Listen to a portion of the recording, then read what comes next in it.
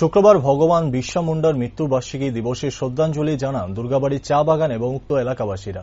এদিন সকালে দুর্গাবাড়ি চা বাগান স্থিত বিরসা মুন্ডা কমিউনিটি হলে অনুষ্ঠিত হয় এক শ্রদ্ধাঞ্জলি অনুষ্ঠান। ভগবান বিরসা মুন্ডা প্রতিকৃতিতে পুষ্পার্ঘ্য অর্পণের মাধ্যমে এই অনুষ্ঠানের সূচনা করা হয়। এই অনুষ্ঠানে উপস্থিত ছিলেন দুর্গাবাড়ি চা বাগানের মুখ্য উপদেষ্টা গোপাল চক্রবর্তী, সম্পাদক বংশী তাঁতি, বোর্ড অফ মেম্বার্স সহ বাগান এলাকার সমস্ত জনগণ এবং অতিথিরা একে একে ভগবান বিরসা মুন্ডার জীবনী নিয়ে আলোচনা করেন এবং তার ইতিহাস ব্যাখ্যা করেন।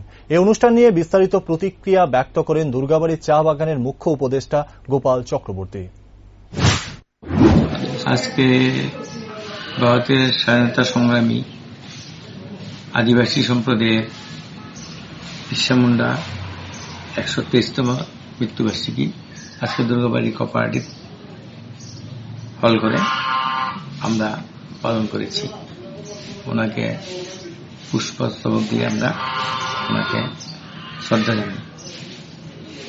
এই উপলক্ষে আজকে আমাদের বাগানের সমস্ত মা বা বোনেরা, ভাইয়েরা উপস্থিত ছিলেন, বেশি সংখ্যক হিসেবে উপস্থিত ছিলেন।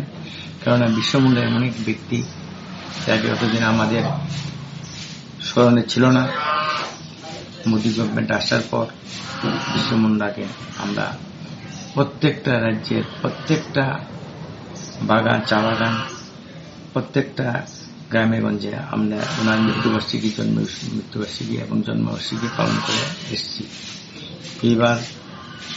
এবারও সেভাবে আমরা ওনার মৃত্যুবার্ষিকী পালন করেছি খুব সুন্দরভাবে, এবং ওনার সম্পর্কে আমরা বিস্তারিত আলোচনা করেছি যাতে এই প্রজন্মের ছেলেমেয়েরা বিরসা মুন্ডাকে ওনার পরিচিতি যাতে সবার কাছে পৌঁছে, সে ব্যাপারে আমরা বিস্তারিত আলোচনা করেছি।